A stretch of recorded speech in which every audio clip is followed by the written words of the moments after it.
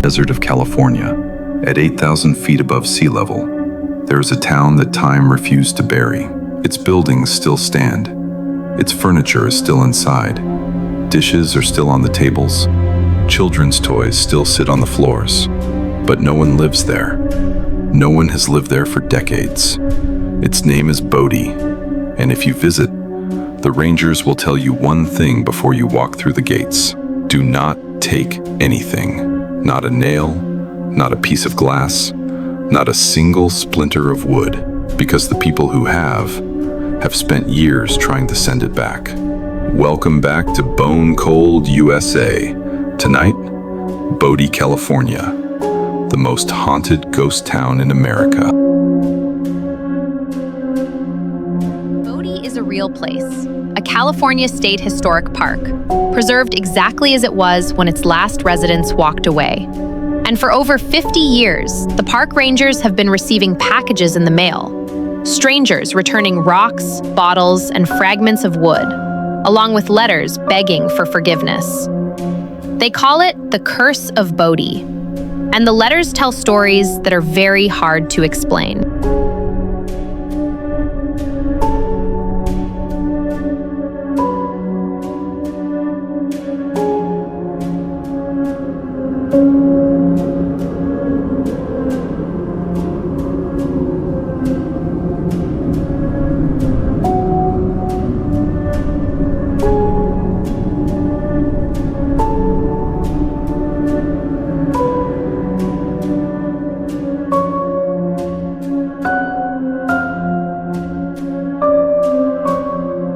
Bodie was born in 1859 when a prospector named W.S. Bodie discovered gold in the hills of Mono County, California.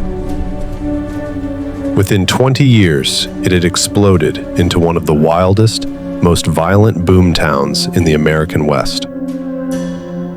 At its peak in 1879, Bodie had a population of nearly 10,000 people, 65 saloons, and a murder rate that made even hardened frontier journalists take note. The San Francisco Chronicle called it, and this is a direct quote from their 1879 edition, a sea of sin, lashed by the tempests of lust and passion. There are accounts of shootings in the street every single day, of stagecoach robberies, of bodies found in alleyways each morning. One story, possibly legend, possibly true, tells of a little girl whose family was moving to Bodie from a gentler town. She wrote in her diary, "Goodbye, God, we are going to Bodie." The good times didn't last. Fires tore through the town in 1892 and again in 1932. The gold ran out, the people left, one by one, then all at once. By 1942, Bodie was empty, but something stayed behind.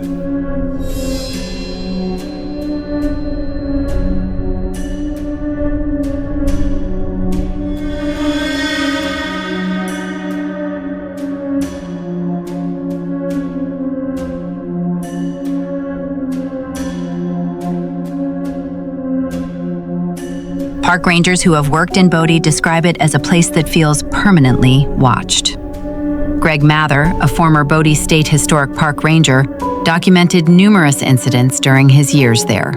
Lights turning on in empty buildings, the sound of piano music with no source, footsteps on floorboards in locked structures. The most active building, according to rangers and visitors alike, is the Kane House, once home to James Stewart Kane, one of Bodie's most powerful businessmen.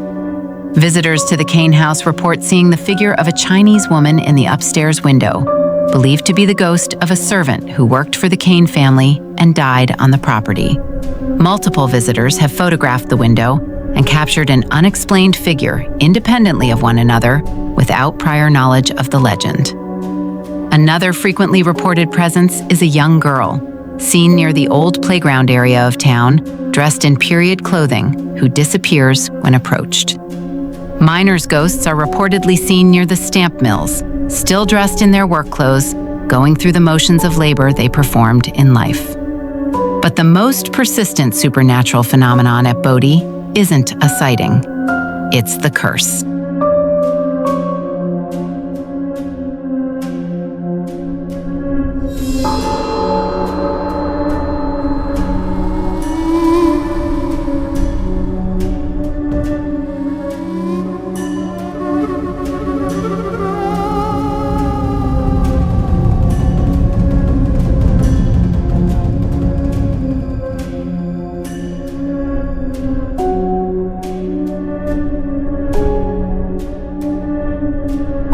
For decades, the rangers at Bodie State Historic Park have received packages from all over the United States, and occasionally from other countries. Inside each package, a rock, a piece of wood, a shard of glass, a rusted nail. Something small, taken from the ghost town by a visitor who thought no one would notice. Along with the object, a letter. The park has kept many of these letters, and they make for deeply unsettling reading. One letter, from a woman in Oregon, described how she took a small piece of wood from a cabin floor during a visit in 1998. Within a month, she wrote, her husband lost his job, her car was totaled in an accident, and her dog died suddenly. She kept thinking it was coincidence, until her daughter broke her arm falling down the stairs. She was sending the wood back. She was sorry. Another letter, from a man in Arizona, described taking a single small rock as a souvenir in 2005. He wrote that within 6 months, he had been diagnosed with a serious illness. His business had failed, and his marriage had ended. He wasn't a superstitious man, he said. He was an engineer, but he had run out of other explanations. A family wrote in to describe how their teenage son had pocketed a rusty bolt during a school trip to Bodie. For the next 2 years, they said, the family experienced a string of accidents and misfortunes, so relentless and so varied that they began keeping a written log. When they connected it to the Bodie visit, they found the bolt in their son's room and mailed it back immediately. The misfortunes stopped. The Rangers call this collection of returned objects and letters the Bodie Museum of Regret. There are hundreds of them.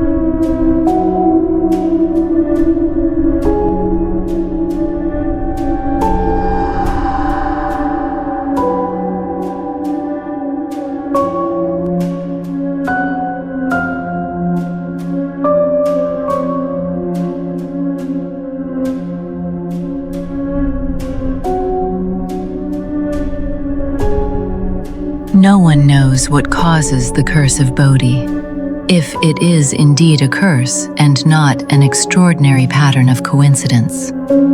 Some researchers point to the violent history of the town itself, the theory being that places soaked in enough suffering leave a kind of psychic residue that attaches to those who disturb them. Others note that Bodie sits on land that was sacred to the Paiute people long before the gold rush, and that removing objects from such places carries a cultural and spiritual weight that Western visitors rarely understand until it's too late. The Rangers have a simpler explanation. They don't claim to know why the curse works.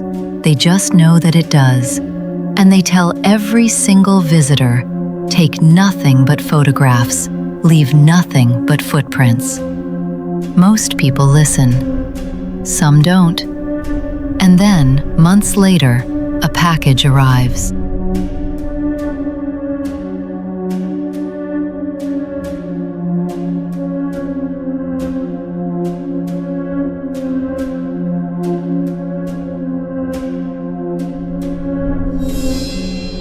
Bodie, California is open to visitors today. You can walk its streets, peer through its windows, stand in the shadows of buildings that have not changed in 80 years.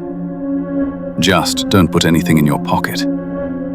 If you've ever visited Bodie, or if you've taken something from a place you shouldn't have, tell me about it in the comments.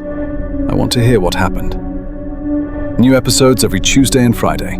Subscribe so you never miss a story. And remember, some places remember who took from them.